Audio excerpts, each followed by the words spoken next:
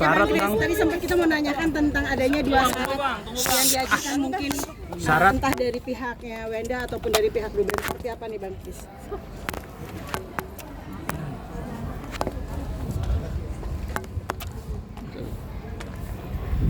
Baik,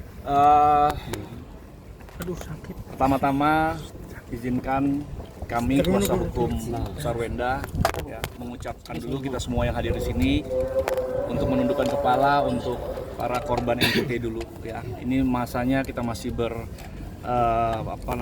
masih ada musibah ya. Kita harus bisa merasakan bahwa saudara-saudara kita di NTT, NTB dan Sulawesi sekitarnya sedang terkena musibah gempa ya. Jadi kita doakan dulu saudara-saudara kita supaya proses evakuasinya berjalan baik, mereka korban bisa pulih secara ekonomi, psikis dan fisik juga ya. Kita doakan menurut ajaran dan kepercayaan masing-masing kepada saudara-saudara kita. Saya sebagai seorang muslim mungkin akan membacakan Al-Fatihah dan teman-teman yang beragama muslim juga, dan selain itu silakan berdoa menurut ajaran kepercayaan masing-masing ya. Kita berdoa mulai Al-Fatihah satu kali. Bismillahirrahmanirrahim.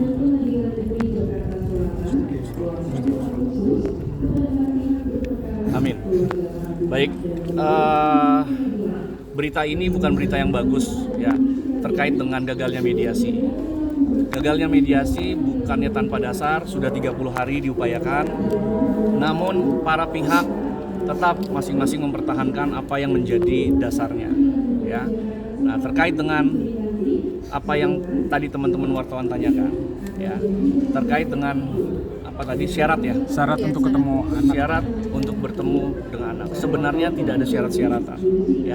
Yang ada adalah kewajiban dari orang tua untuk menjaga anak-anaknya dari apa? Dari hal-hal, dari situasi kesehatan yang baik ya, hal-hal yang aman.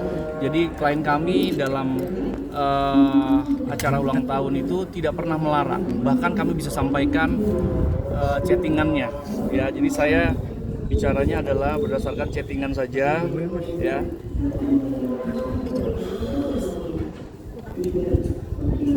Ini sudah disampaikan chattingannya ya, kelihatan. Untuk acara besok sudah aku siapkan bekal dan baju ganti anak-anak ya, artinya sudah diizinkan anak-anak. Yang kedua, ayah boleh kok dari tadi saya juga nanya lokasi dan jamnya supaya bisa diatur semua. Satu hal lagi ya, saya blok ya, saya sensor ya. Nah, penting buat sama-sama menjaga kesehatan anak-anak, jadi tenang dan nyaman melepas anak-anak. Semua sudah diiyakan, tetapi ada kewajiban orang tua untuk menjaga yang itu harus kita laksanakan ya. Nah, setelah itu ternyata belum bisa dilaksanakan ya, dengan berat hati ya, memang pada saat kemarin tidak bisa hadir ya, karena memang ini masih dalam masa dengan mediator juga ya, harus bersama-sama. Jadi itu yang membuat tidak ada titik temu lagi ya. Maksud kata kesehatan itu apa? Jadi gini, Bang Minola kan kuasa hukum mereka kan menyampaikan ya, bahwa secara Akta 39 sudah disampaikan kewajibannya ya. Tetapi Bang Minola juga harus bisa melihat ada aturan lain, yaitu aturan tentang Undang-Undang Perlindungan Anak ya. Undang-Undang Perlindungan Anak pasal berapa? Pasal 45 ayat 1, 45B dan pasal 46. Nanti teman-teman wartawan bisa baca ya. Yang intinya dari pasal itu adalah kewajiban orang tua untuk melindungi kesehatan dan keselamatan anak. Ya, ntar dibaca saja 45 ayat 1, 45B ayat 1 dan 46 Undang-Undang Perlindungan Kesehatan ya. Terkait Undang-Undang Perlindungan Kesehatan nomor 35 tahun 2004 kalau nggak salah, Undang-Undang Perlindungan Anak ya, Undang-Undang Perlindungan Anak.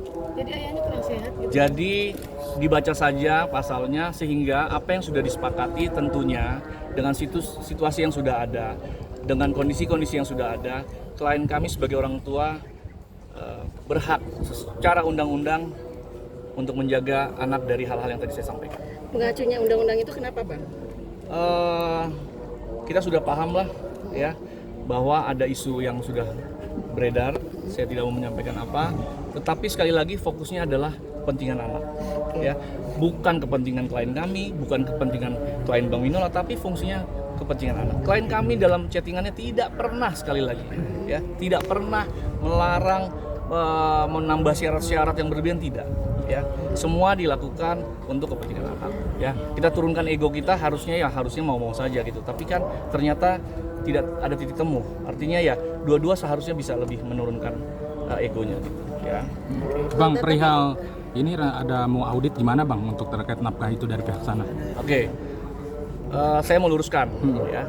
Terkait yang dimaksud Bang Minola itu menurut Akta 39 adalah yang sudah pernah dibayarkan oleh klien Bang Minola itu adalah biaya pemeliharaan dan pendidikan anak. Itu bunyi pasalnya ya. Jadi pemeliharaan dan pendidikan anak ditanggung oleh kliennya Bang Minola. Jadi bukan nafkah. Nafkah itu hanya satu item yang ada di situ. Jadi angka yang sebesar itu bukan hanya murni satu nafkah ya, tetapi adalah biaya pemeliharaan dan pendidikan. Ya, kita siap untuk menyampaikan pertanggungjawaban pelaporan terhadap itu. Ya, saya pastikan sekali lagi kita siap menyampaikan pertanggungjawaban pelaporan terkait dengan biaya yang pernah diberikan. Tetapi harus dipahami, biaya itu bisa diserahkan pertama adalah ditalangi dulu oleh klien kami. Jadi sistemnya reimburse. Jadi biaya yang ada itu ditalangi dulu oleh klien kami, lalu setelah itu klien kami menagihkan dengan poin-poin ini, biaya ini untuk ini, biaya ini untuk ini, biaya ini untuk ini. Dibaca oleh pihak klien Bang Minola dan disetujui.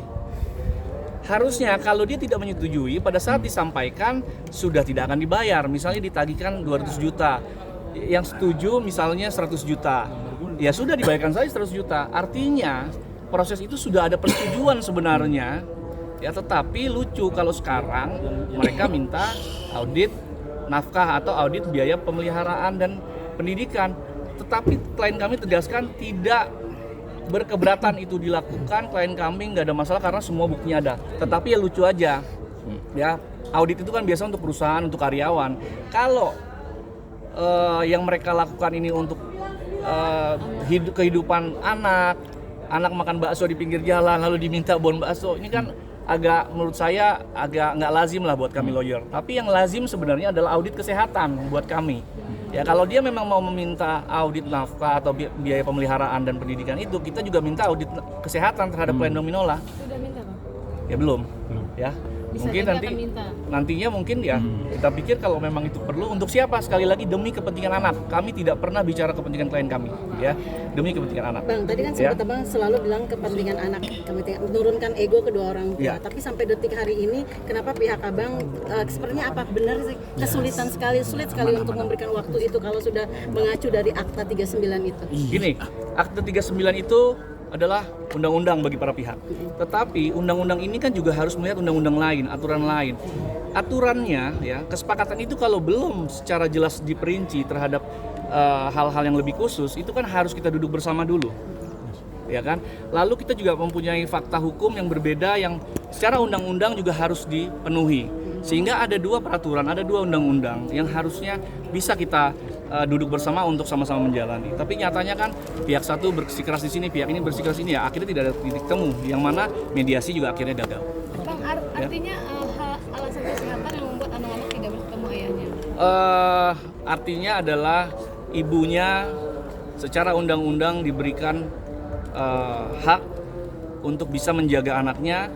Orang tua wajib memberikan yang terbaik buat anak-anak dari sisi kesehatan, dari sisi materi semua.